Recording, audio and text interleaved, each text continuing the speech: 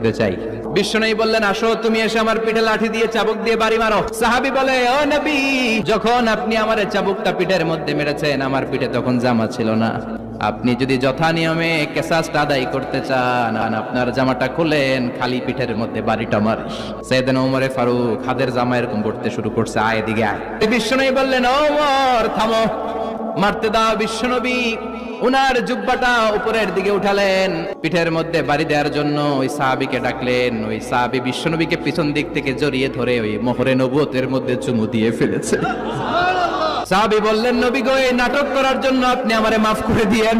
অনেক দিনের সাধনা, জল্পনা কল্পনা, আপনার মোহরে নবুয়তের মধ্যে আমার ঠোঁটটা লাগিয়ে আমার ঠোঁটটারে আমি জাহান্নাম থেকে পরিত্রাণ করাবো।